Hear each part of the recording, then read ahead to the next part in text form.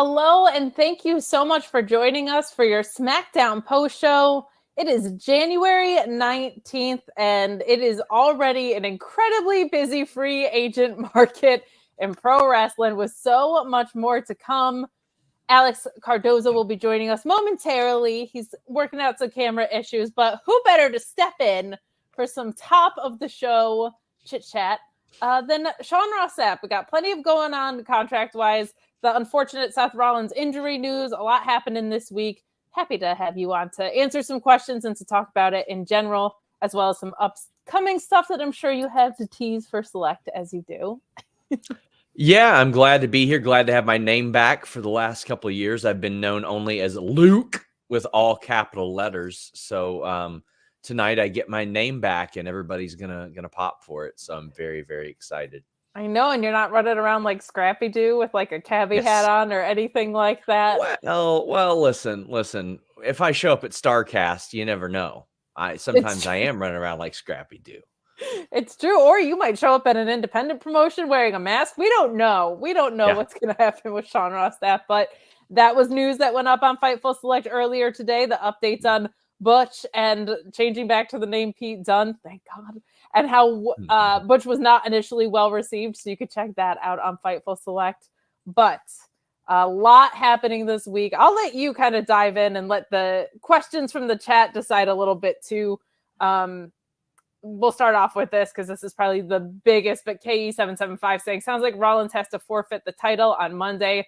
What a bummer. Hopefully he can make it back. And when, I think, is the big thing. We're going to add Alex Cardozo into this chaos, but let's start with the Seth Rollins news. You had a bit of an update, an unfortunate situation with his injury. Timing-wise, do you have any beat on what that looks like? Do you think we're getting him back in time for Mania, or is that all things that you can find on FightfulSelect.com instead? I know that was in the free tier, that initial update as well. Yeah, I'll use this opportunity to promote that free tier. For those of you who don't subscribe to Fightful Select or don't plop down the $5 a month or $54 a year, there is a free tier, and that free tier occasionally has some stuff like this where I thought it'd be a little bit gross to put something like that behind the paywall, but this is where our exclusive info goes. But you'll get notified of stories that get published, and if you want to subscribe, you're able to straight from that free tier. But Fightful Select reported that based on the information that we have today, it is a torn MCL and a partially torn meniscus. The thought was Monday that he told people backstage he didn't think it was a torn ACL. And what one person said is, well, considering that he powerbombed a 300-pound guy with a torn ACL, he probably knows what that feels like. Sure. He's got a lot of experience with knee injuries.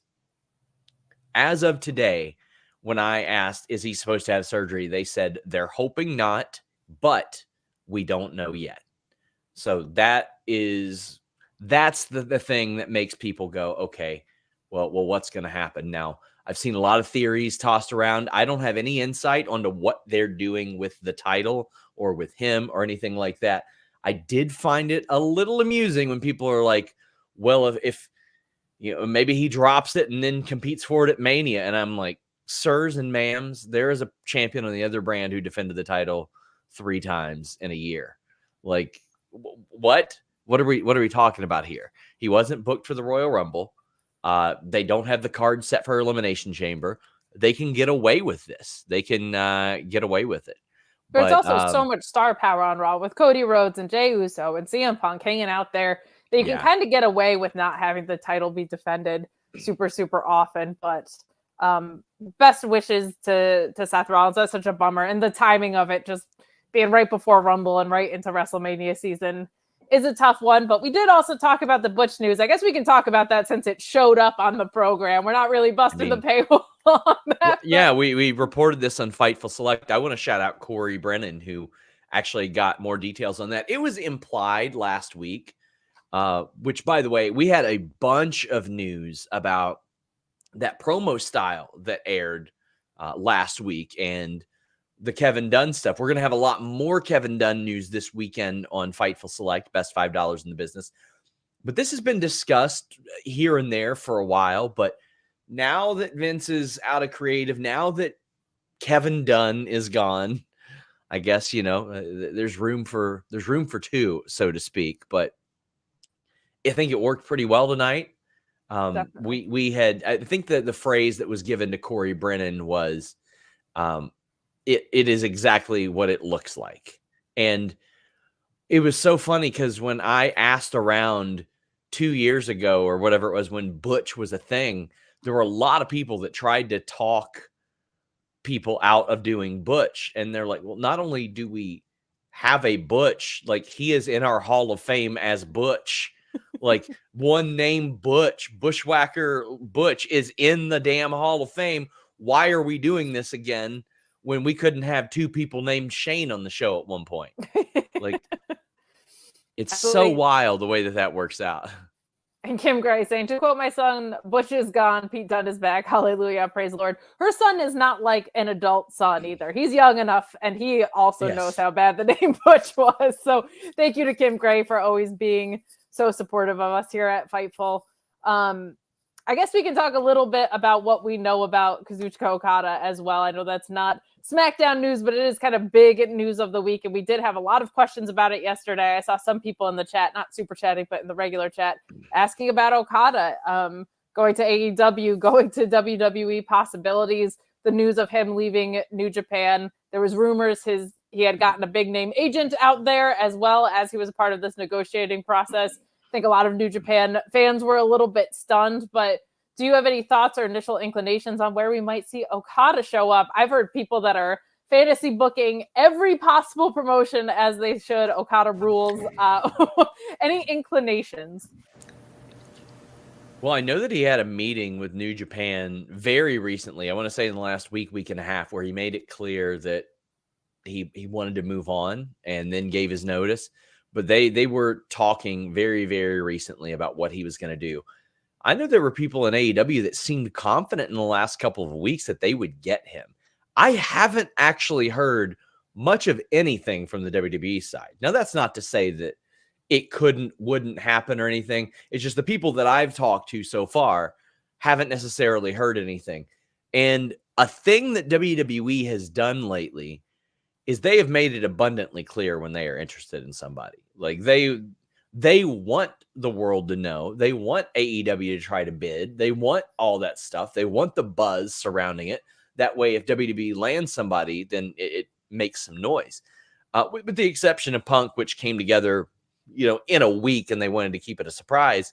They make it well known when they want somebody. So I would imagine if they take a serious interest in Okada, I think that that word will probably emerge to somebody. Sure. And to the, on the other side of thing, like when they're out on somebody, they want people to know too. That way it sort of rains on other people's parade, like Mercedes to AEW. But sure, I would be surprised if there weren't at least conversations.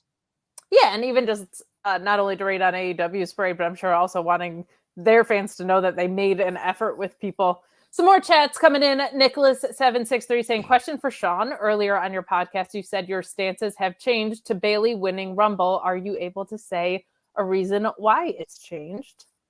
Those betonline.ag odds that have Bayley as the favorite. And sincerely, that's a big reason why, because those are usually very, very good.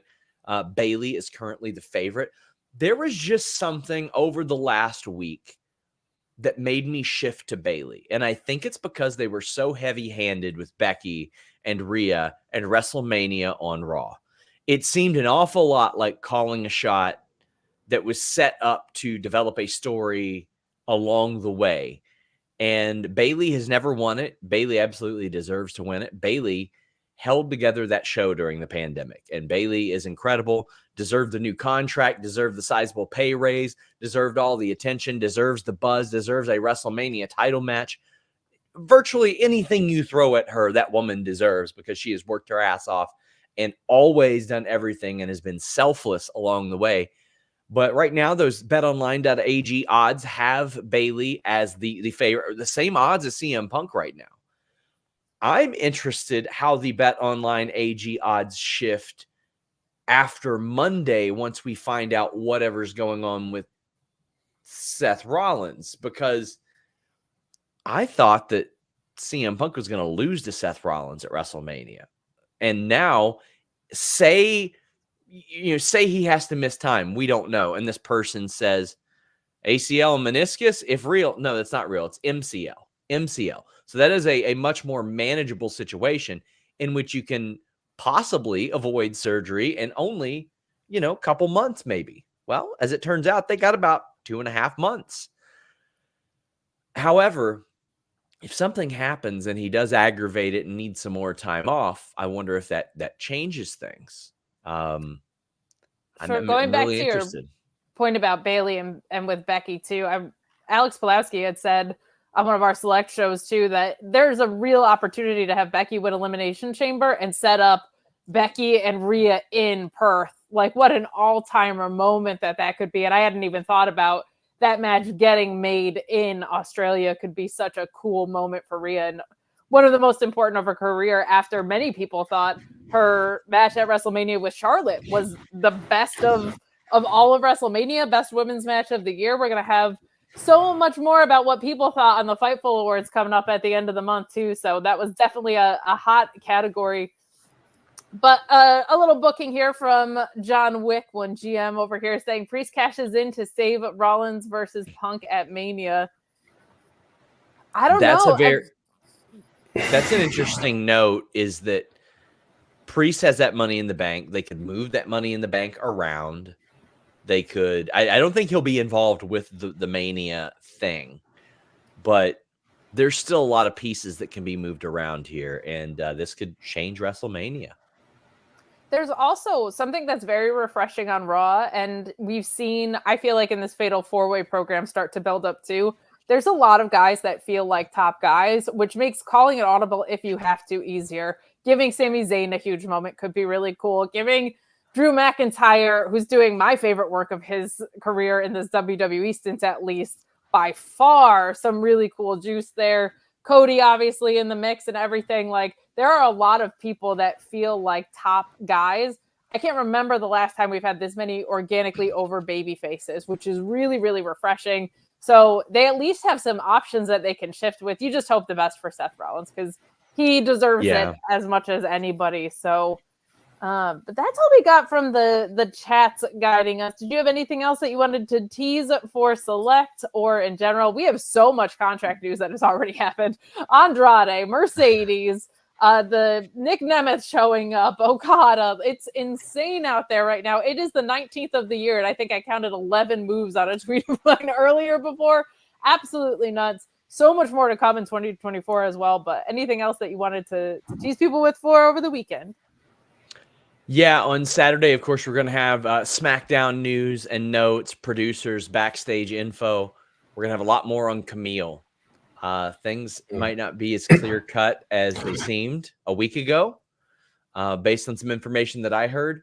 On Sunday, we're going to have more from R-Truth. We've got an interview with R-Truth dropping on Monday. We dropped our interview with Izzy today as well, doing great numbers.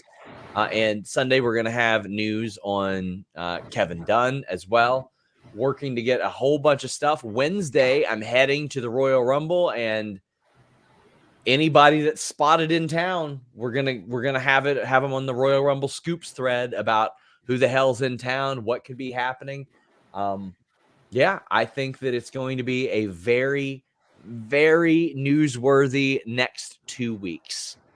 I think you're not going to sleep for most of this year. I hate to tell you, but there are a ton of free agents this year.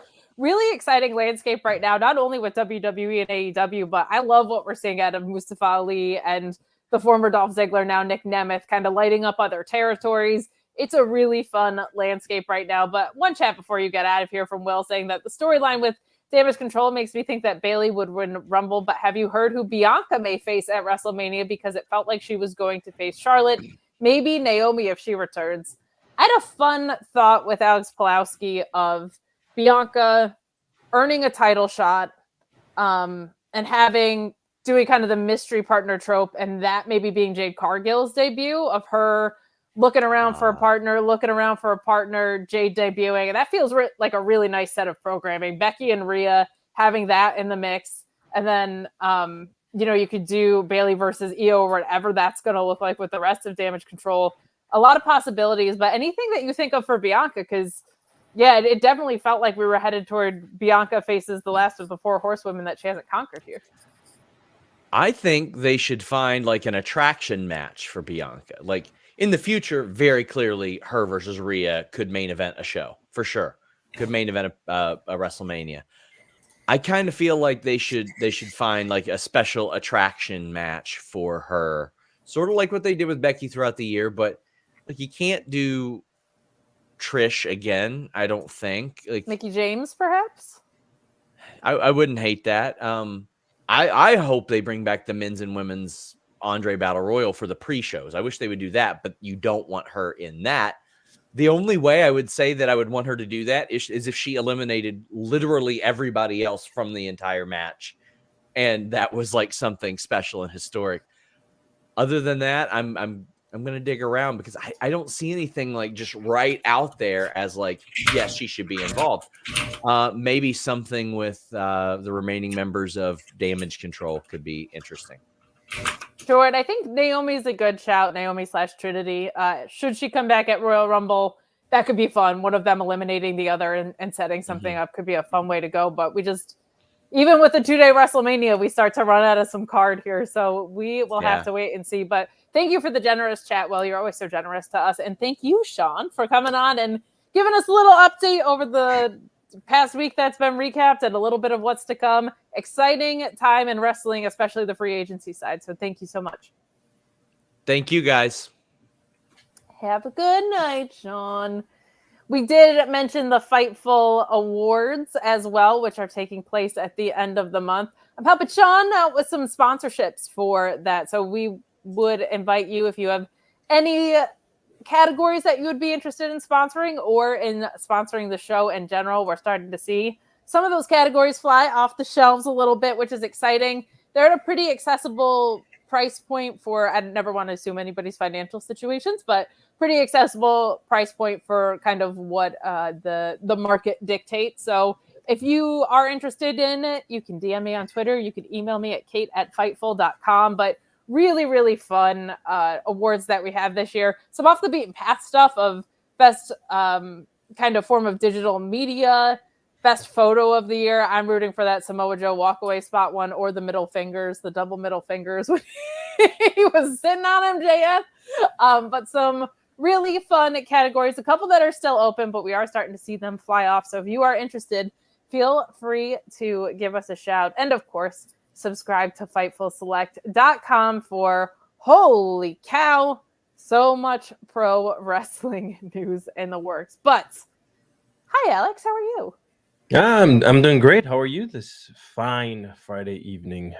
I'm good. I'm cold. It's snowing out there, but we're doing all right. You got winners. You got paid to not say anything for the first 20 minutes, so not a bad day at the office for you, but we're going to get into some Smackdown I'm still trying to figure this thing out. This is my 3rd month of trying to figure out where and who do I contact to get paid. You're talking about this paid information.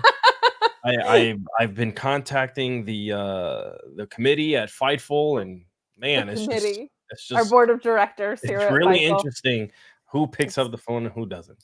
Sean. It's just Sean and Jimmy Van too, but mostly it's Sean. He's been forwarding my message to some like weird number in Japan. I don't know who HR@Fightful.com, right? So let's dig into some Smackdown. Now, I have kind of mixed feelings because there's a lot that I liked on the show. Most of it is the fact that we got Pete Dunne back and we heard the word Techers on television, American television, for the 2nd week in a row. I will say I've been enjoying the more in-ring focused Smackdown episodes we were getting of late, and this had much more talking and much less wrestling. Almost felt a little go-homey, but it's a week before the Royal Rumble, so not my favorite way to lay out a show, but I have very few complaints from what they're doing from the creative aspect as far as things kind of making sense. You're seeing some hot shotting of certain things, which we are going to get into and talk about, but overall, I feel like things are lining up nicely here for Rumble, but for me, I'm just an in-ring gal. I like to see the fight-em-ups. I like to see people going at it for 10-plus minute matches. That's me. What did you think of SmackDown overall tonight? I too felt it was It was okay. It wasn't like, the last couple of weeks we've really been touting how good SmackDown has been and the different things that they've been doing. But today just kind of felt, I guess, because we are nearing the Royal Rumble, you don't want to get guys in that might get injured. We've seen what happened on Monday night. So I did feel a little bit like it slowed down a bit, but I'm fine with it. I'm okay because I know there's a big pay-per-view coming next week, and I'm A-okay with no one getting hurt or pushing the themselves to the edge. Sure, the biggest pay-per-view. My favorite pay-per-view outside It is of mine Mania. too. It's the Always, best. always Royal that Rumble is so much fun. and Survivor Series for me have always been, it was great. I didn't have a lot of money growing up, so it was hard to get, a $75 WrestleMania pay-per-view, Sure. through the traditional cable, but you were able to get the other ones around the year, so it was really fun to always watch those. The best, and Rumble being such a table-setting event is so much fun. So let's dig into our go home before the go home a little bit. Like we said, a little bit talk heavy, but not a ton to complain about. It's just not my favorite way to lay out a show. But we open with a contract signing, which is not like, to me, the hottest way to start a show, but some good stuff happened in this. So let's dig into it. We get all three guys coming down to their music. We got Orton, AJ Styles, oh my God, who else is in this? LA Knight, Wow. who's still getting a huge pop. 2 hours ago. LA Knight, who's still getting a huge pop too, which makes me very happy, like that has sustained itself. But we get Roman Reigns music hitting and no Roman Reigns. We instead get Paul Heyman coming out, and he says that Roman won't be there and will not be signing the contract. And he also says that Nick Aldis looked like cute in his like Paul Heyman wannabe suits. Yeah, and he looks great doing such a mediocre job. I absolutely loved it.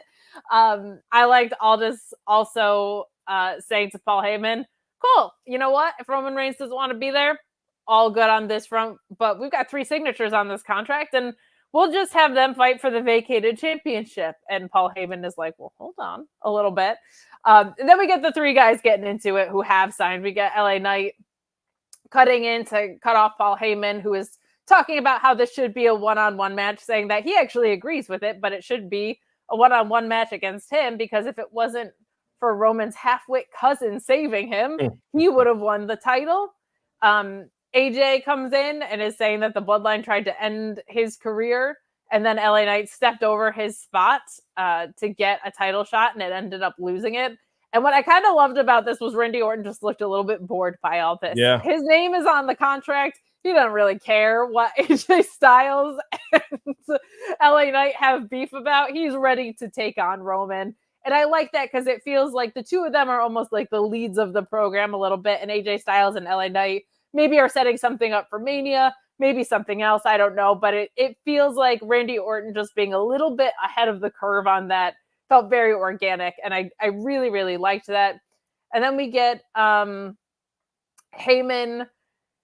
Like, I really love what's happening with Heyman and Aldis on this. Like, Nick Aldis doesn't give a crap about any of this. Like, he is here to enforce rules. He is not impressed by Paul Heyman or the Bloodline. He is the authority figure, and I like it when an authority figure acts authoritatively and is using matches and making matches as a catalyst to move that programming forward. It makes so much sense. And we talked about this last week a little bit. Very fresh because he doesn't have an extensive history in WWE or anything. So he just comes in believable in that way. He's killing it at this. Like, I really think he's hitting every note of this authority figure.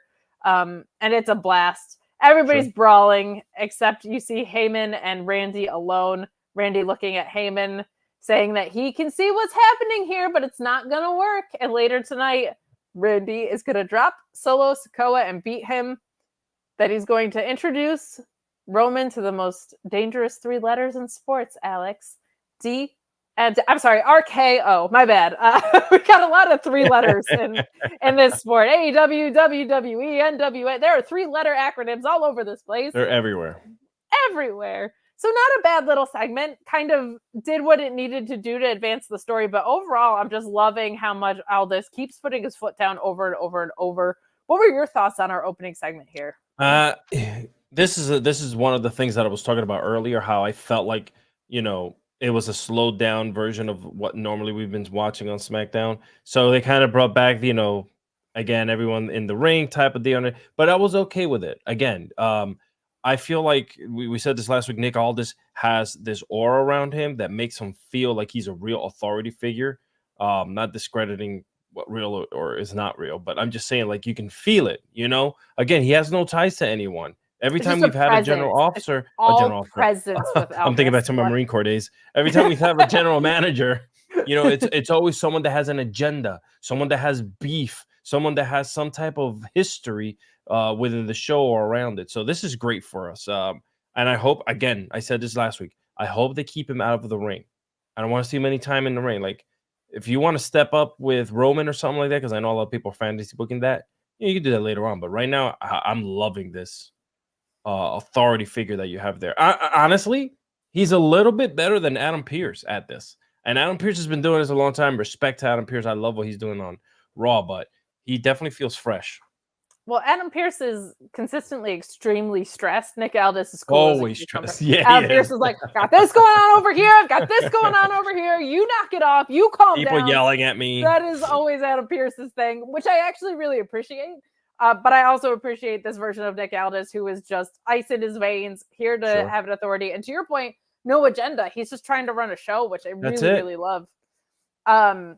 Will saying that I'm okay with shows like this as long as we move storylines forward. Plus, GM Nick is moving to the top of my favorite GM. Agreed. He's been really, really good. He's easily my favorite in WWE programming, I think, since Regal by far. And I just, it's such a simple thing to have an actual matchmaker and authority figure around that was missing for a really, really long time. And it just goes a long way in making everything else make sense.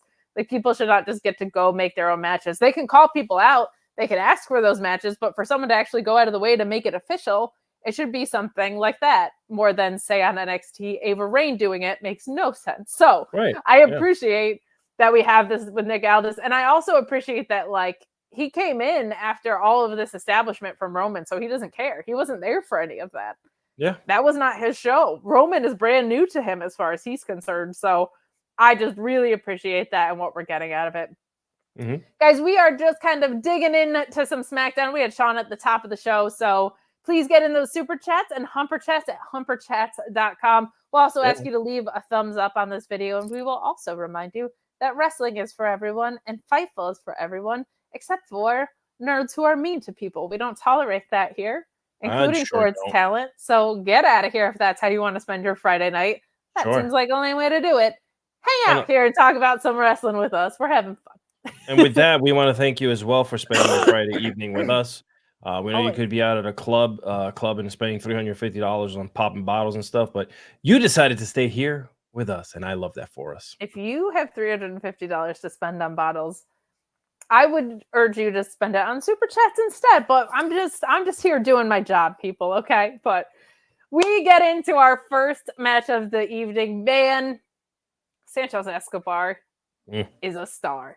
Every time, from the second he walks out onto the ramp to the second the bell rings, to the second the bell rings, because he won and walks out, his whole look, his whole presentation, the way he carries himself, he is a wrestling superstar. And I'm so glad.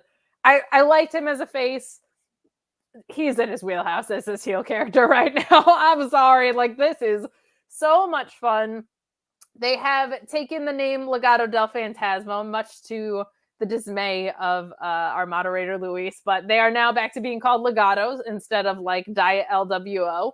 Your mileage may vary on that because they have an established name already, but I have no problem with them going back to Legado. That's fine by me. Legado del Fantasma was an NXT stable that had Wilde and Del Toro. You've been following the storyline on the main roster, but that was the name of that group in NXT. So Legado just kind of reappointing, I think is kind of a nice dig at Del Toro and Wilde in this, of like, you're replaceable and I'm not, I think is actually kind of fun storytelling. But we get Escobar with a blind tag that allows him to hit the roll up and pin on Carlito. Some fun spots in here. Cruz Del Toro showing out a few times.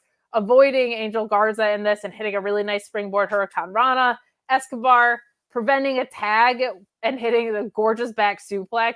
He's just so damn fluid in the ring. He makes it look so effortless and easy. It's sometimes to have explosive offense that's also very smooth can be a tricky balance to find. But like his suplexes have a ton of snap to them, but his transitions getting in and out of things are fluid as water. Like he is just a great professional wrestler. Yeah. He has every aspect of all of this down. Really great in the masterminding role as well. And they get the win here.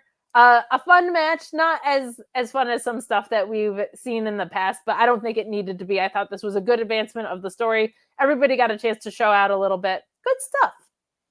I agree. And I've been saying this for a while. Obviously, now I've been going back and seeing some of their previous WWE matches, and with Escobar, just seeing what he's been doing out there. Been paying a lot closer attention to his story. The legacy of his dad, and by the way, Legado Legacy for those of you who don't know. So it's really fun to see where this is going. Definitely, they needed the win. I thought that this was perfect. I think that if LWO would have won there, it wouldn't make any sense. You want to build steam behind this faction of Legado, and I'm all in, man. I'm giving you all of my chips, all of my monies. I need gold on this man because I think dripping in gold in that suit, he's gonna look so damn badass. He will, man. And he deserves it. Like, I was kind of frustrated by how the U.S. title picture ended up shaking out because I think him with a title could do really, really good stuff for the mid card. Louis saying that they're perros del mal to me. I can roll my R's. It's about as authentic sounding as I get. Or I'm Ben saying Los Perros del Legado, which I really, really like. And one last thing that before we move on to the next match, and I've said we've both said this for a while now. WWE has been stuck trying to find the next Eddie Guerrero, or something like it, or trying to match something that Ray has done. And when Ray's gone and out of the business, people will try to find, hopefully not the next Ray, but what they have right now in front of them, and what is in front of them is the next Escobar. That's who it is. It is Escobar. That's it. It is Santos. You don't have to look any further. You don't have to bring up anyone else because he is his own star in the making. And I hope that the powers that be that are there now understand that and see it that way, like I and others do. Yeah, if you followed NXT and what a weird world it is, you could just tell that guy was special. You could also tell it was Solo Sikoa. You knew LA Knight was doing cool stuff. I don't think anybody saw this coming from LA Knight, but like Legado was one of the things that you were just like, whoa. Sure. Like every week was so impressive. Couldn't be happier for him and his main roster success here. And I love the way that this is shaping up. Now, speaking of NXT, Elektra Lopez was in a tag team that looks like it's going to be on the outs. I think I brought this up last week, but it would be really, really cool to have one of just the prettiest people I've ever seen in my whole life with a nasty knockout punch. Pulaski and I have talked about this ad nauseum. Like, I don't think there's anything missing from the Legado presentation, but boy, is that a complete picture. If you add her in there, it looks like they might be setting that up in NXT. Now, they'd also just love to split up tag teams in NXT. It's like their favorite thing, especially the women's ones. So it could just be a storyline that manifests down there.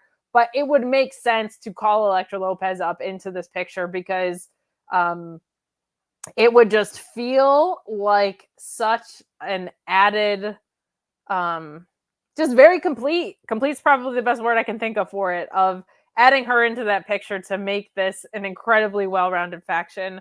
What a blast it would be to add her to it. I can't say enough about what she's able to bring to a presentation. Her in-ring still has a little bit of room for improvement, but she might not need it if she's just looking great and knocking people out. That could be a very, very, very fun thing. So if that's the direction they decide to go, I'm all for it. Yeah. Looks like we might be planting the seeds for that. So that could be a lot of fun. We got some more love and support coming in from you guys. Matthew England saying super chats are cheaper than the bar. Well, we hope so. That is true.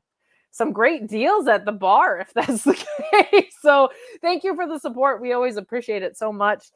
Matthew England also saying it's 15 degrees in Nashville with a real feel of 6. Ugh, yeah, we are iced out. I will surprisingly take my Northeast weather over that. So it is chilly and a deep freeze across the country all around. But we thank you so much for your chats. Well, we move along to Bobby Lashley continuing not to send me a suit. And it's one thing to not send me a suit, Alex, but then you have Montez Ford coming out here looking incredible. Like just top to bottom, fresh, incredible suit on him. So it's almost like Bobby Lashley said, I'm going to turn face and I'm still not going to send Kate a suit. And then I'm just going to have Montez Ford show up right next to me. And he's going to look as good, if not better than I do, in this incredible, wonderful January appropriate outfit. And we're not sending any suits to Kate, which is just salt, wounds, pain, ow. Like just so hurtful. But they, I guess, are there to talk about what's going on in the story and not about giving me a suit. But we get a video from Lashley and the Prophets here saying that they've got words for the final testament. They're the real monsters in the ring. And while others are hiding in the dark, just name the time and place, and these three will show you what real intimidation looks like. We get a response video from Karrion Kross in the Testament. I liked this one better because it felt like the editing and the production was leaning more into this Terminator robot-y feel. It didn't feel like they were trying to make Karrion Kross be a robot, which was the impression that I got last week. But they said name a time and place. Hey, like we're here to fight you. So I liked both sides of what we got here. I think that could be a ton of fun in the ring as well. Like seeing the Street Profits have to go up against AOP is just, that sounds like a really fun feud with how different Dawkins and Montez are and what we're going to get out of that. The face turn still completely unjustified and came out of nowhere, but I have to give up on that at some point. So I will give up on it right now and just talk about how excited I am for this feud. Despite them not giving me a suit, I'm still looking very forward to it. I hope this is the thing that sticks for Karrion Kross because he's had a lot of reboots. This feels like the most authentic, close to how a human being acts and behaves that we get. Scarlett always looking great, always out there, commanding attention as well. So I liked both halves of this. What did you think? Yeah, I enjoyed the back and forth between them. They're trying to make the Karrion Kross faction look and feel legit and different, which I can really dig because most of the time you just get the talking heads, but they're trying to add a little flavor to these talking head moments, a little bit of music, some graphics spread in there, So I enjoyed it. Where they go with it, we'll see.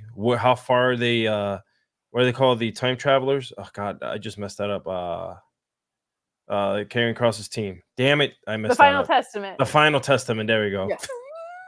I don't know what I just said, but yeah. So I'm hoping that faction grows into some heavy duty like kick-ass players. I don't want to see this become an overused, mid-card, middle of the way deal where I'm really hopeful because I like what they're putting together.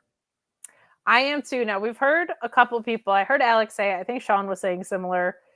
It would be really cool to split the tag titles and have one of them be a trios title with all the trios that we are building up and how many of them are on SmackDown. Yeah. You've got both sides of this, right? You've got Legado, you've got LWO. You could easily, during a superstar shakeup or draft or whatever you want to call it, you could put Imperium over there. There is an incredible amount of trio power. It's something they haven't done in WWE. It's something they did do in WCW. And that's how I found out about Big Josh. If you guys don't know who Big Josh is, I encourage you to find out who Big Josh is.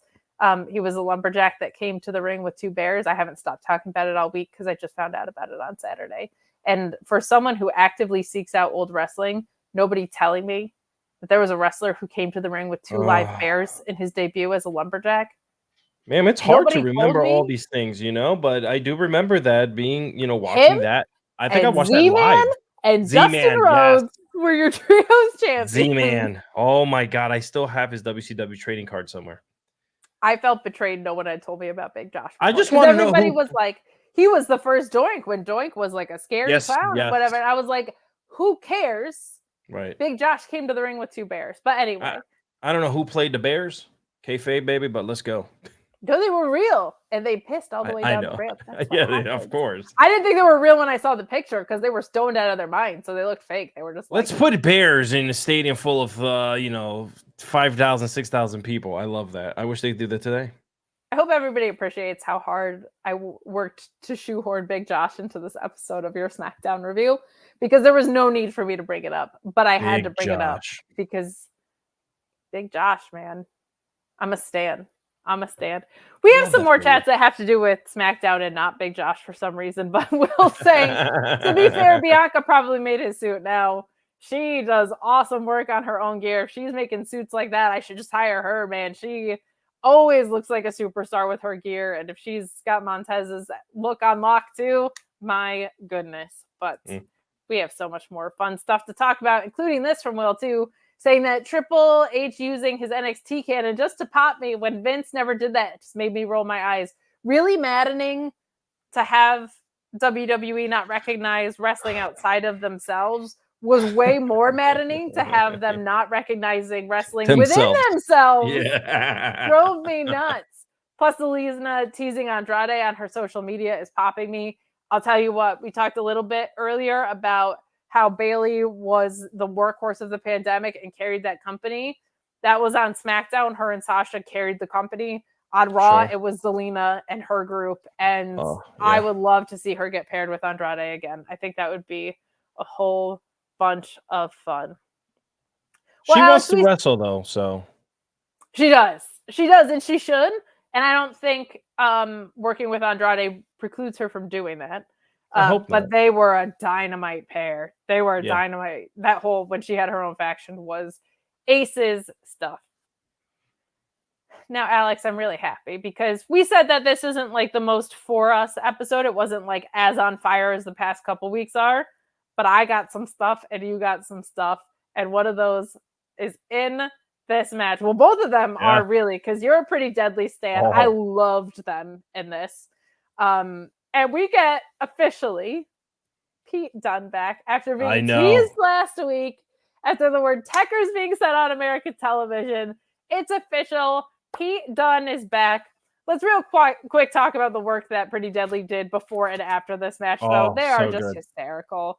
We're in Gorilla, and Kayla's talking to them, and Prince and Wilson say that they feel better prepared now that they know Tyler Bate is here and in the picture. They have studied tape on Butch and Bate, and they're ready for them. Spoiler alert, Pete Dunne gets the win here, and post-match, Pretty Deadly is saying, well, we were preparing for Butch, not Pete Dunne. That's an entirely different person, and it threw everything off. The way they showed emotion, the facial expressions, the anger, the veins popping, how they just like got so, I don't know, whoever was in Gorilla, I hope they were laughing their ass off behind the scenes. Because the way that the way they played it was great. By the way, I want to make it official right now. I know you've been asking for a suit.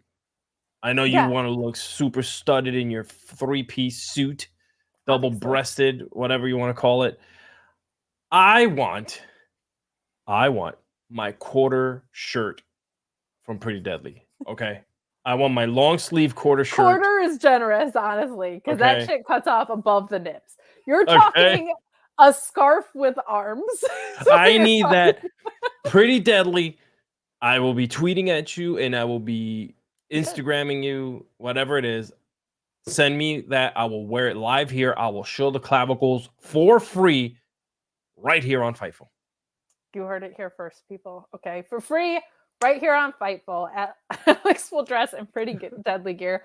I will not also be doing that. That would be wildly inappropriate, but I support your campaign. If I could get a Bobby Lashley suit and you could get one of those and we wore it on the same day. If we show up here together, that'd be great. I mean, I'm so happy. I think you and I would probably break the internet. I'm just being completely honest here. It's true. Yeah. We would. The wonderful Kylie chiming in. Kylie's the best. saying, yay, Bruiserweight. Also, Kate, Alexis are the best. I'm the Bruiser Kate today. Let's talk about the fact that Pete Dunne is back, and he is back in more ways than one. He gets the pin here with the bitter end and what was, I thought, a really fun match. Really good. Really important that as silly as Pretty Deadly are, and that theme is such a banger. Silly as they are, really good in the ring. Really, really good. Tandem offense, wonderful. Like, excellent, excellent, excellent stuff. But this was more of a welcome back Pete Dunne showcase match, which was so much fun. But a lot of really good stuff from both him and Tyler Bate, I felt like, in this.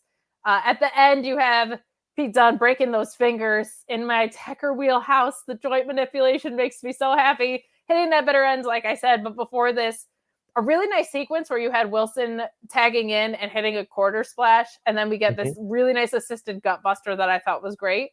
We get Tyler Bate flipping out of a back suplex effortlessly and throwing Prince away and hitting that exploder suplex on Wilson. That was kind of like a hallmark of the British strong style stuff. I really, really loved it. Another really nice spot in here. We get Dunne taking the hot tag and just drilling Wilson with a nice rebounding German suplex and a nasty kick to the head. Prince taking the kick to the head and grabbing Wilson and hitting a rolling release suplex that drops Wilson onto Prince. Just some really, really, really good work here. Warms my little technical wrestling nerd heart. It was so wonderful to see, not only to see Pete Dunne back by name, but this felt like a return to the WWE.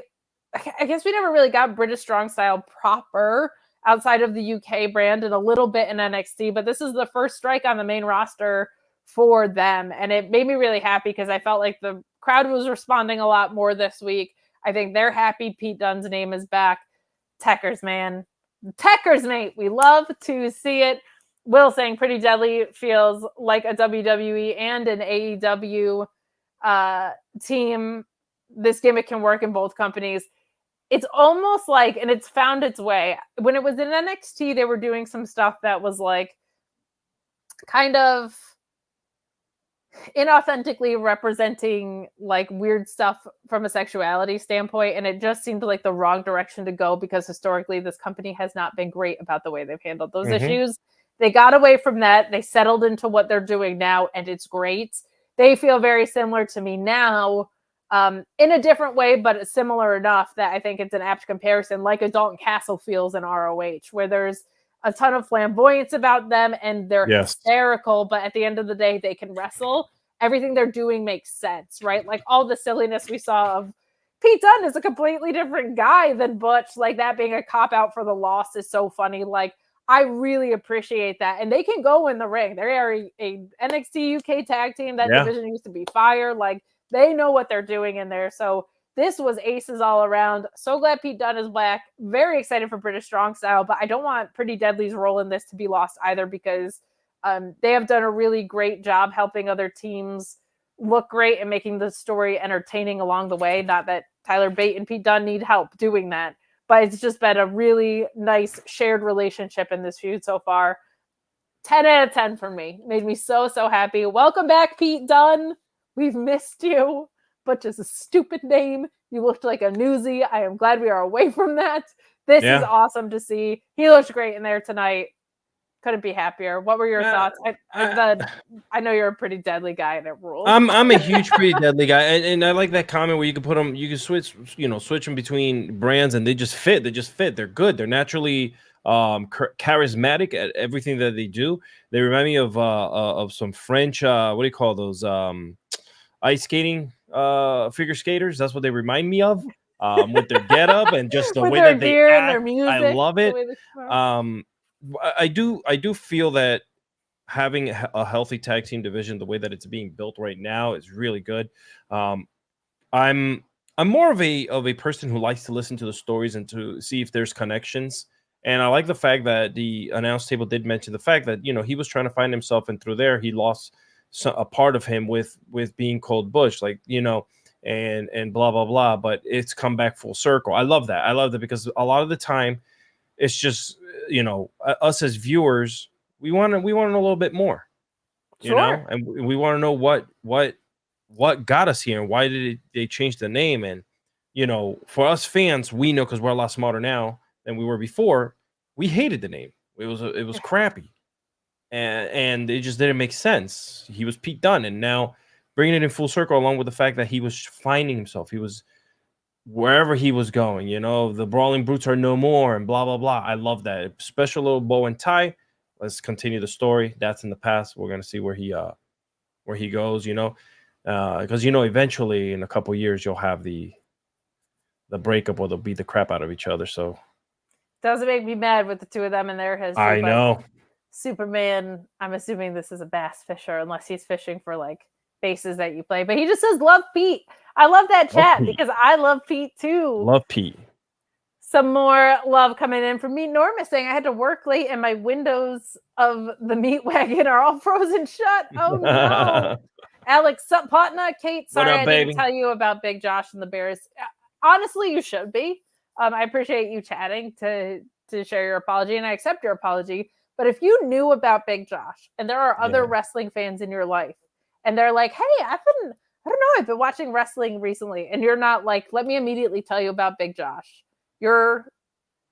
I don't feel like it's too harsh to say that you're just a bad person. Like you just are in that case. So I apologize for my co-host tonight. I accept no apologies. In fact, you know what? If you have a problem with that, you should just go to bed. But if you're gonna go to bed, don't do that. Send us money and watch the show. But if you were gonna go to bed,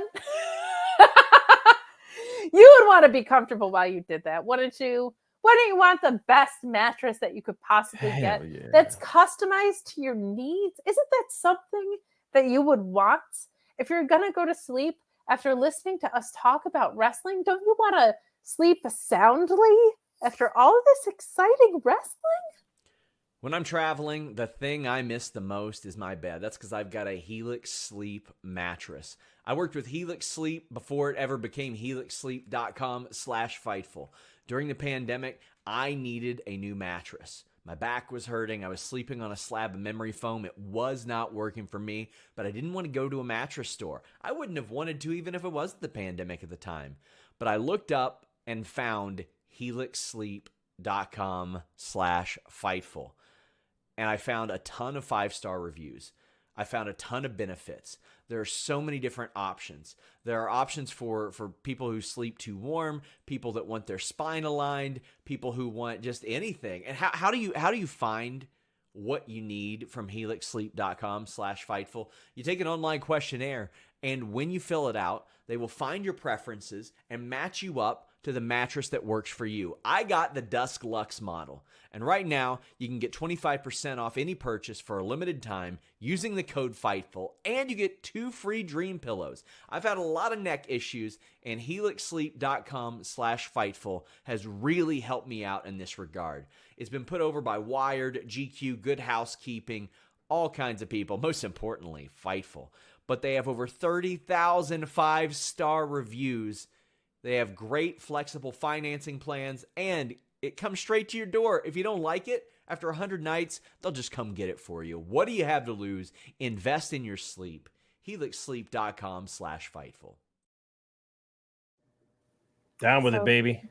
That's what is up. We'll also take this time to remind you to subscribe to Fightful Select with all the money that you're saving on your Helix Sleep mattress by using the code FIGHTFUL. For just $5 a month, you could be as cool as 11,160 of your other friends. Last I checked on FightfulSelect.com for the most accurate and latest breaking news and all of pro wrestling.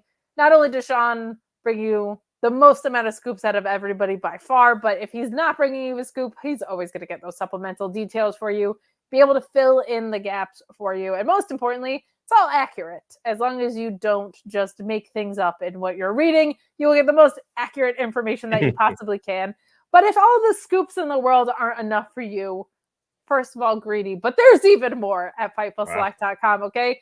You get bonus shows, you get Sean's Q&A, you get me and Alex Pulaski doing alternative shows to what is on the main channel. You get Ask Rhapsody every other week. You get, I guess, The Hump Goes On, or whatever we're calling that now, on Wednesdays with Sean and Jimmy Van. Talk about the business side of wrestling more often than not, which is always a really fun thing. So subscribe to Fightful Select, you also get to vote on the Fightful Awards. The voting is now closed, but for future years, you get to be a part of that.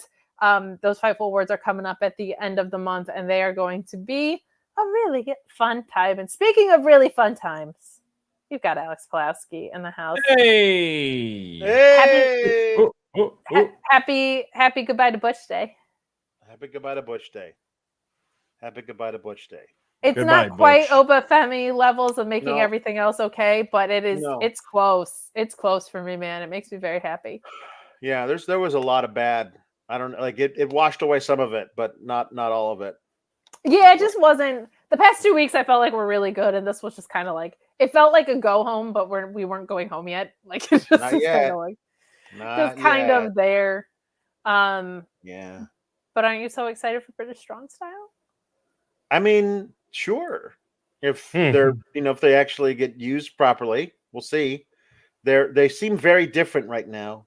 I don't know how long they'll be able to coexist, Kate. I don't know if they have a real can be friends for much longer. You got a than, hippie and let's say WrestleMania hippie. time. Maybe they'll have to break up Oh, and boy. fight each other, which will be a great match. But Tyler Bate should be hot-shotted to dethroning Roman for getting rid of the name Butch and bringing back Pete Dunne. He deserves it for doing that. He does. Yep. A saint among saints. We've got some more comments coming in from Superman Bass Fisher saying Vince is gone. Whoa! I decided that's how you said that. Oh boy.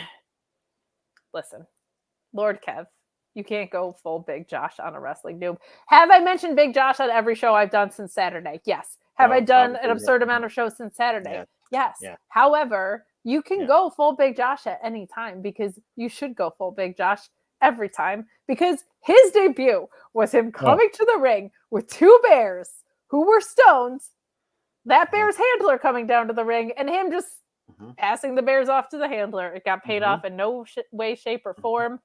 Rest in peace, Big Josh. We miss you and your bears. I know. It's sad. It's sad. Some more love coming in from Tom LaValle saying, hi, Kate and Alexis. Aminata versus Stat Humped. Well, we do have Alex Pulaski who did a watch along. I heard good things about that match already. Good stuff on Rampage tonight in general. I mean, sure. Was this the thing to write home about, kind of? Yeah, Statlander versus Aminata was the best match of the night on any channel. I don't think it was remotely close. Although Jeff and Darby were pretty good. Jeff, like, it's one of those things of Jeff and Darby is like that one thing of like where the old self and the young self meet during Back to the Future. All over.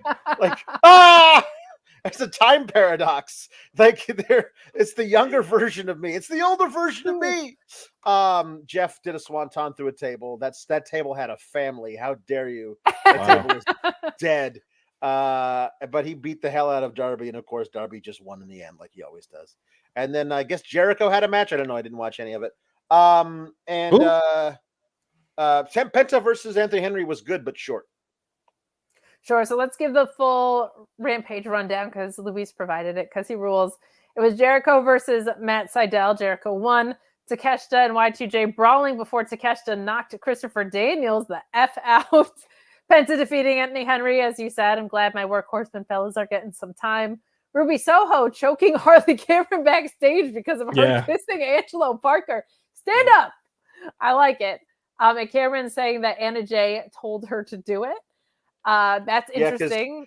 Because Saraya was right behind Ruby, so Ruby couldn't see her, but she was saying to Harley Cameron, like, it's like, it was Anna Jay. Anna Jay told me to do it. And then Ruby stormed off to find Anna Jay, and Renee was like, really? Just Saraya's like, Renee Paquette, don't even start with me. And then she walked off. It's a cute little story. They're doing that started off as a little cringe, that whole storyline. Like, what the hell are they doing? Like, okay, let's and you know me, I'm the long-term booking type of guy. I'm like, let's let them cook. Let's see what's happening. You're either gonna burn this and it's gonna be shitty, excuse my language, or it's actually gonna be a tasty little meal here. And it's actually turning out to be quite not so bad. A little delicate meal here of what we're watching, which is great. The girls the women are being used so well. I always use the term girls. I don't want to offend anyone. In my head, they're women, girls. Oh, I appreciate that because I said the boys, so you could say the girls. Yeah. Okay, cool. The I girls with a Z, but I use a Z. It's the ladies are being used so well. The ladies with a TH at the end. Someone called me out on this. The thing I say the most is fellas and gals. So I don't know what era we're in 1922 again. Shows from, but here I am. Vincent Kennedy McMahon. Which I love how much more of a rotation we're seeing of women's talent too. That's just awesome. So good stuff there. Statlander with Stokely Hathaway at the dismay of Chris, I'm hearing, defeating Queen Aminata in that awesome match. Sanjay telling Jay Lethal that they should kick Karen out of Team TNA, but Satnam responding by saying they should kick both Jarretts out instead. Jay Lethal said that only wants to focus on in-ring and singles gold. Maybe the dissension of a stable that should never have existed in the first place. I'm not mad about that. Willow meets with Chris and Stokely, implying that Stokely canceled her flight so that she couldn't make the match. Chris saying that they will fix this, while Stokely is thinking we are family. That's just delightful all around. And then Darby in the main event defeating Jeff Hardy. Darby Allin went to fist bump Hardy, but Hardy rolled out of the ring instead. Sword of Honor is not real, I guess. Fist bump honor is not real because that's not a handshake. So there is your SmackDown rundown your Rampage rundown in the midst of all this. Meet Normus saying, here's another small stacks of money for Fightful. I'm just getting home. Should I watch SmackDown or Rampage? Hi to both Alex's and Minion 690069. That's me. Let's go. SmackDown was fine. Rampage I haven't watched yet, so I can't. Aminata and Statlander is definitely worth watching. SmackDown had a little bit of that. Go ahead, Alex. No, they beat the crap out of each other. Those are love that. Big ladies. Oh yes, big ladies, and they beat the crap out of each other with. Let me tell you something. I love me big ladies that can fight. There was some hard times. This. I'll tell you, there was some hard times. We know this. Hold on. First of all, I don't have a Blue Chew read, so stop saying hard times. Second of all, we're going to talk about your spooky Scottish witches momentarily, but first we unfortunately have to talk about Logan Paul and the Kevin Owens show segment. I will first read this from Orion Ben that says, Spooky Witches game plan. Step 1, get on TV. Step 2, title match. Step 3, name change. Step 4, question mark. Step 5, profit. LOL and better news, we got Techers. Well, we're going to get to that match in a minute. I'm very happy about Pete Dunne being Pete Dunne again. But I also appreciate the Underpants Gnomes reference because I am a South Park fan. We should have known the KO show segment was going to be not the best. Not because Logan Paul was on it, but because he didn't have his tie, which I feel like is an important hallmark of the KO show. But man, did not a lot happen here. I did appreciate Logan Paul making fun of the KO show, saying that it's low budget and whatever. And Kevin Owens just pointing to his logo on the boards. His timing is just unbelievable. Kevin Owens rules. There was a lot that was spoken, but not a lot said in this. And if Kevin Owens can't pull that out of you, that's not great because Kevin Owens makes everything feel important. The core of this, and I know none of us here are big Logan Paul fans, but objectively, Logan Paul talking about how Kevin Owens is the reason that he's in WWE and pointing to a clip from WrestleMania of April 2021 where he was a present and Owens just dropped him with a stunner. And 3 years ago, Owens embarrassed Logan Paul in front of 70,000 people, and everybody cheered when he got stunned. He said he knew that was the moment he had to prove that he belongs here. So there was a lot of other stuff that was said in this. He was saying, I'm Mr. Viral. I'm a boxer / podcast host / wrestler / who cares. But this is kind of the core of it. And the thing that kind of caught my ear on this was I was like, this kind of feels like a babyface origin story. This does not feel like a heel origin story to me at all. This I have to prove something because I was rejected at first feels like, I don't know, if you're coming out with something to prove, that just reads as babyface behavior to me, and he's a heel right now. This ends with them referencing Kevin Owens' cast and him saying that he will have it off for the match. He'll take it off right now. He doesn't care. And while he's taking it off, Logan Paul lands his punch, and Kevin Owens gets back up, which stuns Logan Paul. No one's ever done that before. And Owens asks if that's all Logan has, and then double legs him and starts landing strikes, which is very fun. Logan runs out of the ring, and there's a brawl, and then Logan slams Owens' hand into the ring post. That part I actually felt like went pretty well. Like from the moment Kevin Owens started to fiddle with the cast on his wrist, I actually thought the execution of that went pretty clean. It looked convincing enough. You have Logan Paul standing over an injured Owens with his title. So that stuff I thought was great, but the explanation of it just read face to me, and it was a little bit felt off from the character in that regard. Pulaski, I know you love Logan Paul so much.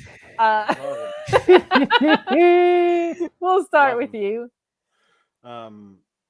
It's when like I've heard all you talking about me about, my weight and the way I dress and everything. It's funny though, because I'm not allowed to say all the things I would like to say about you. You know why? Because you're protected. It's because they've given you every tool and every ability and everything they could possibly give you to make sure you can become a champion. That everybody is looking out for you way above my pay grade. So I'm not allowed to tell you to your face on TV what I really think of you because you're protected. And I was like, just say it, Kevin. Kevin, say it. Say it, Kevin. We all want to hear you say it, please. Kevin, say it. Say it out loud. We all want to hear it. Also, then Paul says, you want to talk about being protected? Protected? What is that cast you're wearing, Kevin Owens, which protects your broken hand? I think it is you, not I. You are the one who's protected. Like, that's a very different definition of the word. Do you not understand context for different uses of the same word, Logan Paul? What am I saying? Of course you don't. Don't like this guy at all. Not a fan. I will say it's better than Cheater Pumpkin Eater from last week, but not by a ton. Cardoza, you can either opt to add something or you can just say pass. It's up to you. I'll let you know this. Netflix is looking to raise prices again, so I'm getting rid of them. Excellent. Intelligent wrestling analysis on that segment, but listen, it's not that I don't see the value. I really don't. No, I don't either. His viewership is not going to stick around when he leaves. The viewership that he brought is no longer there. Just to be completely honest, now he's just there to be there. He's a name, which is fine. That's 100% okay to do. I mean, we know AEW has some faults bringing in people with names, so WWE does too now. So that's all I have to add to that. He is incredible physically in the ring. I give him all of that. Well, can I do that? No, I put my body on the line in the military and got destroyed, so I can't do what he does. But if I didn't, if I was making videos since I was 13 years old and got famous off of it, I probably could. So, sure. That's just me. I can. That's my big head thinking. No, I know you. I constantly am jumping off the top rope, colliding into Ricochet. Like, that's just what I do in my spare time. I've seen you. So yeah, no, I don't like to be ostentatious about it, but yeah, that's what I have to add to it. Like, I don't want to seem like a hater. I understand he's physically talented, but other than that, it doesn't move my feelings. And I know a lot of people that feel the same way. Yeah, no, I think that's fair. Hey, you know what they could have used at the end of the segment, guys? Security. Oh. But security in wrestling often fails you. Okay, but I'll tell you what security doesn't fail you, and that's the security of NordVPN. The best VPN in the game. And darn it, if Sean Ross Sapp isn't here to tell you all about it. I'm traveling a lot, and when you travel, you got to protect your data. You got to protect your privacy online. NordVPN.com/Fightful allows me to do that. Allows me to browse safely and securely. When you go to an airport, when you go to an arena, a restaurant, a hotel, you're usually connecting to that unsecured Wi-Fi, which leaves you susceptible to having your data stolen, any number of things taken from your private connection or what should be your private connection. NordVPN.com/Fightful makes it a private connection with the fastest VPN in the world, a 30-day money-back guarantee, and a ton of other features in addition to that peace of mind that you get when you can browse safely and securely. And I'm talking all your devices. Surface Pro, laptop, desktop, PC, smart TV, router, phone, whatever you're taking with you, nordvpn.com/Fightful will add extra layers of security to your digital life. You can get a password manager, a file encryption tool. Be safe, be smart. nordvpn.com/Fightful. Yeah. That's what's up with nordvpn.com, code Fightful. We love Nord over here. Okay, don't be a nerd, be a Nord. Tell them you found out about them through us. And with all the money you're saving on these great things, you can send in super chats and humper chats as we start to pull the train into the station a little bit as we're coming down to the end of SmackDown shortly. You can also go ahead to FightfulSelect.com and subscribe. So many interviews going up. You get early access in the $10 tier as well. If you have a couple of extra bucks to spend with us on Fightful Select, you get so much value on Fightful Select. All the scoops in the game. And boy, oh boy, there's been a lot of contract news and only more coming down the pipe. Mm-hmm. Holy cow. Well, if Tecker Madness made me so happy, we get this women's tag team titles match, which was less than 3 minutes, which is a bummer. We get Katana and Kayden defending and retaining against the Unholy Union, a.k.a. the Spooky Scottish Witches. I don't know what they're trying to do with this name over here, okay? But they're the Spooky Scottish Witches. That is their name. This was just a bummer because it was so short. We had Bayley on commentary. You take Michael Cole away, that just breaks my heart if you're going to throw Bayley over there. Like, that's just rude. They belong together. But under 3 minutes, not fair. We get Chance diving onto Isla Dawn while Carter hits a little wonky of a Canadian destroyer. I wasn't quite sure what that was, but Chance tagging in for the assisted splash. I think it's the keg stand is what they were calling that to get the pin. And this is all to set up Asuka and Kyrie in the ring after. I love Asuka dancing along to this. A couple of issues with this, though. It's a 3-minute match. Spooky Scottish Witches. Just rarely on TV and not even made to look good on the chance that they are. They're former tag team champions, man. Give us a break. And also, I'm not sure why Damage Control just gets to have the next title shot. They weren't called out for it. They haven't earned it. We haven't seen the Kabuki Warriors in action picking up a bunch of wins. So this doesn't feel like an earned title shot to me. The one sliver of this that's really good is I think we're going to see the continual dissension of Damage Control, which is great. And we're at least seeing defenses. Like, I know that sounds so bottom of the barrel as far as what we're reaching on with world titles of any sort, but like, they just weren't defended at all. And I will say Kayden and Katana at least are regularly defending them across multiple brands, which is nice to see, especially because it is only the one set. So mostly not great as far as what the creative was and the lack of match length. Really short matches in general tonight. Not a lot of in-ring on this program, but the creative also lacking. We're getting there ever so slowly. It's nice that we at least have tag teams now, but it's not feeling like the division is on par with everything else yet. Cardozo, I'll start with you. I know you are a spooky Scottish witch stan. Any thoughts on this? Call me a mark, whatever it is. I thought that, I felt like they kind of were just brought in just to have the match to kind of get to, the Kabuki Warriors, right? And that kind of just, like you said, it was quick. They should have given them more time. I don't know what they're doing. I know the women who are chasing right now to get the titles. Man, it's just very hard for me to believe that they can beat anyone. Because there's not wins and losses, but would convince you otherwise.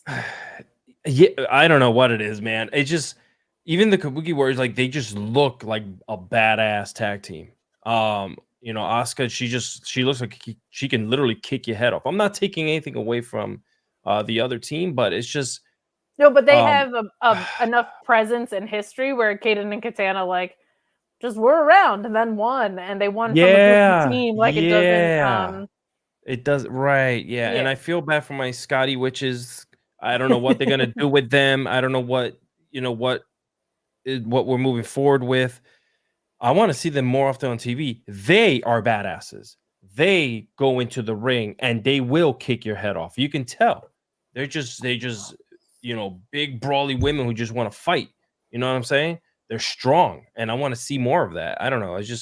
It's a little bit weird to me. And this is the one part of the show where I said there was some things that just kind of, there was the highs with the Escobars, and then this kind of brought me out of it, So I don't know. I just hope that they don't make the tag titles for the women again just feel like flatlined, like it was for a while, Wow. It feels like it's sad that we're just happy there was a match that happened. That's it. Yeah. Past that point for sure. But Pulaski, you like wins and losses and that determining the direction of contendership, which means this was probably not so much for you, but well, remember when we were it was, I don't know, sometime in August, we were like, oh, spooky season's coming up. Can't wait to see them fire up those spooky Scottish witches. They're definitely getting the tag team title shot sometime in October. It might even be the trick or street fight for the tag team titles. Ooh, it's perfect. They're made for that. No. They had their last match on television at the end of June. It is now mid-January. They waited from the end of June till mid-January to fight. They were doing vignettes about how they cursed the tag titles, but that never materialized into a match or even appearing live on television. They finally appeared live on television to have their big title match, which they have not earned in any way. They attacked the Kabuki Warriors during a Christmas-themed street fight for no reason to get this match. And the match was over in the time it takes you to make a Hot Pocket. What are we doing with the poor spooky Scottish witches? Preach, Daddy. What are we doing with these? They're great. I mean, listen, I really like Isla Dawn. I think she's great at doing the spooky stuff. She is very talented in ring. Kaylee Ray is one of the top 15 women's wrestlers in the world. She is, and she's the other girl in the spooky tag team. We got to get rid of Unholy Union. That was the name that they gave to Undertaker when he was trying to have sex with Stephanie McMahon. Yes. This is it's a different thing. Don't get that out of here. Yes. Spooky Scottish team Spooky Scotland. If you're us, if you're anybody else, Dawn of Fire. It's right there. Right there. It's perfect. Anyway, the Kabuki Warriors are absolutely winning next week, and here's why. So the only member of Damage Katara who is cleared to wrestle, who does not have a title going into the Royal Rumble, is Bayley. And she has to win it. Here's the thing. I would prefer her to win the Royal Rumble to get her WrestleMania match. But I think she's not actually going to do that, because when she comes out of the Royal Rumble with no title and no title opportunity at Mania, that's when they jump her out. So maybe she wins the Elimination Chamber to get a shot at Io. Maybe that's how they're going to do it. But yeah. So I did just want to real quick acknowledge this from Chris, who says, I don't get that anti-Logan Paul stuff from most Fightful contributors. He's taken to pro wrestling like a duck to water. He hasn't had a single bad match. So real quick, I did just want to say, this is the trio of people that like Logan Paul the least. Sean is in on him. Denise, I think, is in on him. And I would say very few of my complaints are ever in ring. He's great athletically. I have some qualms. He's incredibly athletic. And I do feel like he could improve in the storytelling arena, but he's done 5 matches maybe? He's definitely great at that part of it. I just didn't like this promo, and I don't like a lot of the stuff outside of the ring, which is what these fellas also have an issue with. But there's definitely people at Fightful that champion him. This trio ain't it. So I'm sorry you're not getting an alternative perspective, but most of our complaints are on the. That's what I mean. That's your cup of tea. You know what I'm saying? Yeah. That's who you like, and that's great. I've already, I've already acknowledged personally his physical ability in ring. Outside of that, it's just not for me. There's a lot of explicits I can use and a lot of ways that I can go at this using my Marine Corps vernacular. You know what I'm saying? But I won't. And I just leave it at that. He's just, he's this generation's, little celebrity that people like and want to see. And they grew up watching him making videos and stuff like that. You know what I'm saying? And inarguably like a smart business move. Like, right. Yeah. He's doing right. So he's been very, very privileged in everything that he's done along the way. You know what I'm saying? Use the word privileged. Very, very, very big word in capital, all caps, privileged. And I'll leave it at that because I did just want to bring that up because there are people at Fightful with a different opinion. So I just didn't want you to think that not correct. the trio. Listen, there are a whole lot of professional wrestlers, full-time professional wrestlers who put in a decade or more into doing this and are fantastic professional wrestlers who are vile human beings. Yeah. And you can decide to accept that or not. I will more likely to accept people who've put in the work over a decade who are vile human beings than I am a douchebag YouTuber who just parlayed his celebrity, which he did not earn in any way, into a dream job where he's going to summer camp to decide to be a wrestler. Let's move on from Logan Paul. Oh, by the way, one last thing. That's my own thing.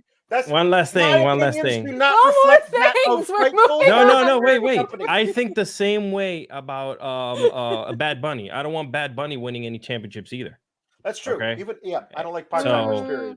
So you guys are more objective with that. I want Bad Bunny to dethrone Roman. I love that guy. I know. It's dumb. I acknowledging that's completely hypocritical. I just love Bad Bunny. But we will move on to Carmelo Hayes appearing on SmackDown again. We've seen him a few times here. Glad that he's okay after the incident that we saw last week, which was unclear about what kind of had happened. It just looked like something went wrong with Carmelo Hayes and Austin Theory. So glad that they're both all right. But he's in the back with the lovely Kathy Kelly for an update here saying that things like this happen and that both he and Theory are thankfully can walk away from it. And he didn't lose, but he didn't win, but he didn't lose either. And he's going to ball out whenever he can. And then we have Theory and Grayson Waller coming into frame here. And Theory complains, and there's a rematch set for next week, which I think is good. I'm just glad that they're both okay, honestly. Still just not there for me with Austin Theory. Grayson Waller, they don't really have wins backing him up, which will always be a booking complaint of mine. But he's taken to this archetype extremely well on the main roster. He killed it in that whole media situation with LA Knight that unfolded. I thought he did a really good job of being put in a really awkward position where someone was like, do a move on me. And he's like, well, I can't because you don't know how to take a wrestling move, but I'll talk some S and make you feel like this is very real. I thought he did great with that. And I feel like his charisma is showing through. Austin Theory just still not there for me with it, but he's good in the ring. Carmelo is great at all of this. I think it's cool. He's getting some SmackDown exposure. You got to assume at this point, I'll throw it to Pulowski first. He's got to be showing up in Rumble or we wouldn't be seeing him here this much, right? Yeah. Do people who are creatives on SmackDown just not have the phone numbers of people who are creatives in NXT because they're presenting two incredibly different people? Yes. And I've said it. Almost everybody who watches NXT also watches SmackDown. So they are confused as to why he is this conquering babyface on SmackDown when he's obviously the villainous mastermind behind taking out his best friend Trick Williams. It's weird. It's fine. I do think Austin Theory is not confused about what happened during that. He says Carmelo tried to end his career by taking a move done to him by Austin Theory, which doesn't make a whole lot of sense. I did a move to you and you tried to end my career when I did a move to you. Did the move. Yeah, it's a weird thing. So we move along, coming down the home stretch here. We get AJ Styles versus LA Knight. This ends with LA Knight seeing AJ Styles and going after him, but allowing AJ to recover. My notes are a little mixed up. But catching Knight with an enziguri. And then Solo attacking LA Knight. My apologies. Knight saw Solo Sikoa and it was a distraction, which allows AJ to recover and catch Knight with an enziguri, and Solo attacking Knight from behind to cause a DQ. And that ends up in more chaos in our main event that we'll talk about shortly. I don't have a ton to say on this, but this is just more building up to the obvious situation that we are leaning into. We're going to get a lot of these messy DQs and interference finishes until we get to Rumble, which is mercifully around the corner, because that's not for me. But decent enough here. They're trying to build more tension between AJ Styles and LA Knight. I know, Pulaski, you said that the justification felt kind of weak to you, and I agree that LA Knight stepped in while AJ Styles was out, as if Roman Reigns was just not supposed to defend his titles, which has been mostly true, but that wasn't like a strong enough justification for you. I appreciate that they tried to continue to build a story with a match here, but just kind of was what it was. I don't have a ton to say about it, except that AJ Styles is swole as hell. Coming back from him being off screen here. We'll start with Cardoza and then we'll flip to Pulaski. What were your thoughts on this? AJ now stands for all the juice. That's all I'm gonna say. I don't want to make any comments about that. I'm joking. Because they do it. No, I'm just kidding. Yeah, you put the right words out there. There's going to be a lot of shenanigans coming up here. You know, these three very oily men are going to be. I mean, I had to put on shades. That's how bright the lights was shining off their bods. They're hot bods. I don't know.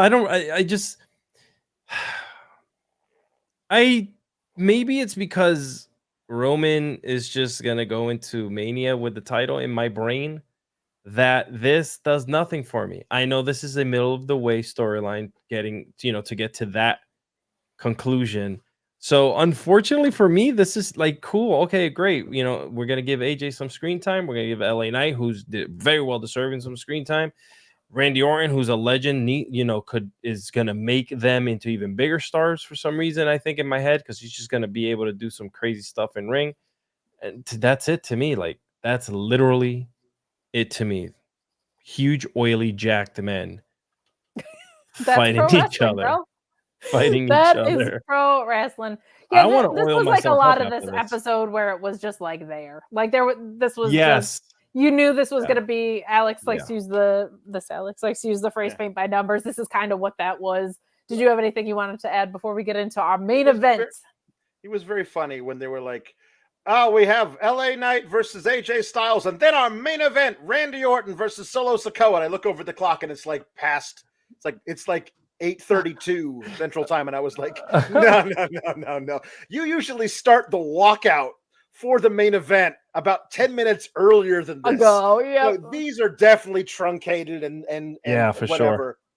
Sure. AJ Styles continuing to blame LA Knight for what happened is so ridiculous. It's not as ridiculous as Drew McIntyre blaming Jey Uso, who wasn't even on the continent when he got taken out by Solo Sikoa, but still, they are running the exact same playbook of a guy delusional about who is responsible for him being taken out for months. Anyway, yes. What's funny is the emphasis is on the fact that he was out for months when it should be on the fact that, like, you had a title shot and you lost the same way that we all lost. Like, right. Everybody gets interfered on. So I feel like they're just putting the emphasis on the wrong piece of that. But and Cardoza, your thing about how we know Roman's not losing. So, like, if it was a different title reign, like the idea of this guy who can't be beat, but now he's facing three of the top dudes at once in a match where he does not need to be pinned at a major show like the Royal Rumble, should not feel to all of us, to anyone with a pulse and a working brain, that it is an absolute impossibility for him to lose this match. We should not feel that way, and yet we do because of what we know, that there's zero chance he's losing the match, but losing the title before WrestleMania. So, like, although this is the kind of match that should give us doubts, but it can't, because it's Roman, because it's WWE. I know. Because a couple of months from now is WrestleMania. Yeah. That's unfortunate. Yeah.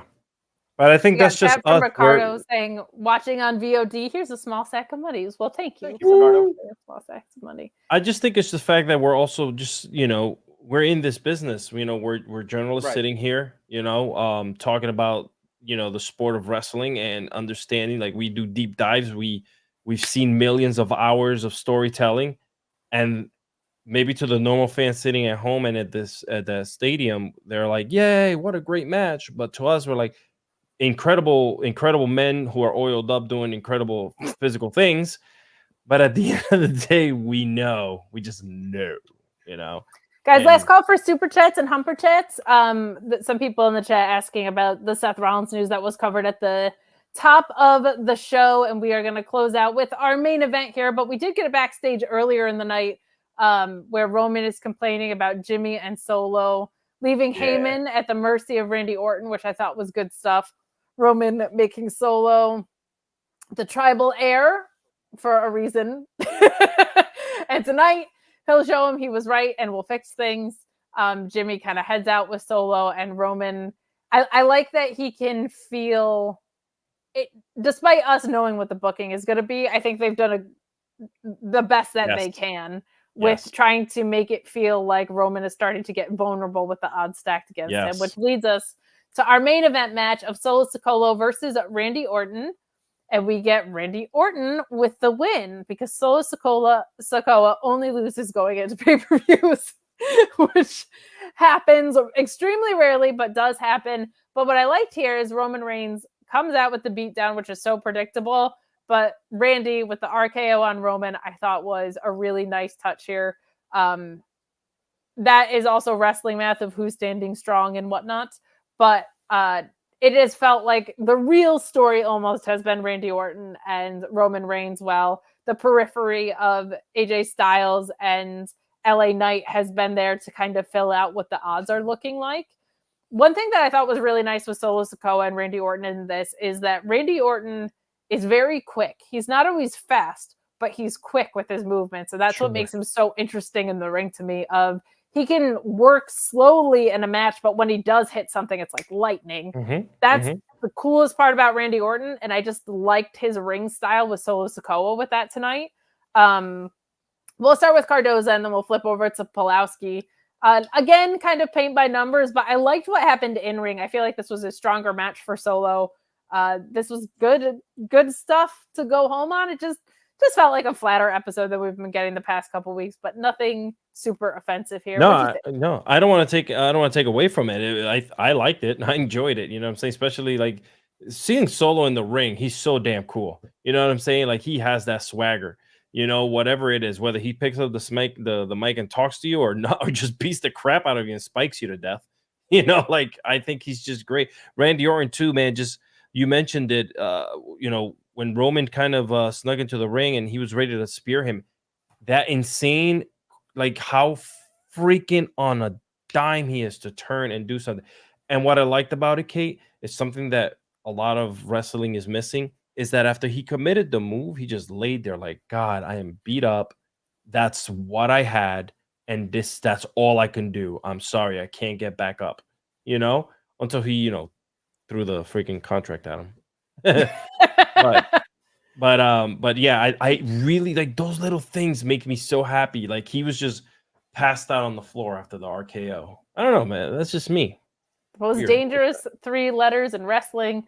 Will saying Randy matches where he only plays the hits pop me because they act like it's his back, but he would work that way anyway if he didn't have a bad back. He's not putting himself through too much stress that we've seen so far since his return, and good for him. He's earned it. Pulowski, your thoughts on the end of the show? Speaking of Randy Orton's back, Solo Sikoa, it does not behoove you to walk up and stand with your front facing Randy Orton's back and then tap him on the shoulder. Yeah. Because that is an immediate RKO, which is exactly what happened. Randy doesn't even have to turn around. He'll RKO anyone who ends up standing behind him in that fashion. And then he'll ask questions later. Apologize. It could have turned out to be a nun. It's fine. Sorry, sister. He'll RKO anybody. So it's just like a Sikoa Pavlovian eventually response. will learn that. He'll eventually learn that. I liked him also RKOing both AJ Styles and LA Knight. I love him countering the spear into the RKO because that always looks great. Oh, it's so good. There's in another lifetime, another dimension, you absolutely could convince me that Randy Orton taking the title off of Roman Reigns as part of a resurgence of Randy Orton. Randy Orton is he's fantasy booking himself versus John Cena when they both have 16 title wins. So like the winner for a vacant title becomes the 17-time champion, and at the end of the match, no matter who wins, whichever one becomes champion, they both have to retire. That's the stipulation for the match. That's what he wants to do. And I'm like, eventually you're going to have to win 3 more times to get to that point. So why not? But the thing about it that took me out of this the most out of tonight was Solo Sikoa stepping in front of Jimmy while Roman was berating Jimmy and being like, I'm going to handle this. Yeah. You made me the tribal heir for a reason. Let me take care of this. And I was like, that. And Roman looking at him like, okay. Every time Solo talks to Roman gets unnerved by it. And I feel like more than anybody else, honestly, that is even a possibility, a whiff of a possibility of being the guy to take the title off of Roman. Especially if Roman holds it all the way through 2024, beats Hogan's reign, and takes it into Mania next year. The guy I want to see them build to it is Solo doing it because it makes a young guy forever. Yeah. And that might be something interesting. I just love the way Roman is almost scared of Solo whenever Solo decides to put a little bass in his voice. It is nice. Give him that side eye. Especially because like he doesn't speak all that often. So when he does, it's extra impactful. Yeah. Good stuff. Well, not as fun as the past 2 weeks on SmackDown, but not the worst episode. If these are complaints, I'll take it way more over what we were getting 6 months ago. Very happy Pete Dunne is back. Good stuff there. We are going to wrap up and get out of here and let you guys enjoy your weekends. I'm going to plug my own stuff real quick because I was on Be Kind Rewind with Mikey Ruckus this weekend. We talked about everything but wrestling. We talked about music. We talked about movies. We did cold table reads. We went through the top charts of what songs were popular during 1993 because it was a movie that I chose to review, which was Little Big League. I will raise the profile of that stupid B movie as much as I can on podcasts. We had a great time. So check out Be Kind Rewind with Mikey Ruckus, myself. Absolute blast. Other than that, you can check me at Miss Kate Fabe on Twitter. I'm all over Fightful and Fightful Select Mondays with this fella and doing pay-per-views with this fella. Fightful Select Tuesday, Thursday, and Friday here on the main channel doing NXT with Alex as well. Thursdays doing ROH with Reg, and right here every Friday for SmackDown. But Cardoza, what do you have going on? Hey, just follow me on Alexis Cardoza over on the Instagrams and the threads, and then on Twitter, just farming. That's what up. I'll let you know exactly. I'll let you know exactly what I'm doing on there. Stay tuned. Pulaski, what do you have going on? Oh, you said most of it already anyway. We do a lot of shows together. I'm actually going to be joining you this Wednesday for the Dynamite review on the main channel, as well as Sean will be headed to Royal Rumble weekend. So you will be so sick of me by the end of next week, people. But we will get out of here then. Have a safe and wonderful wrestling weekend. Stay tuned to FightfulSelect.com for more updates over the weekend. We're out of here.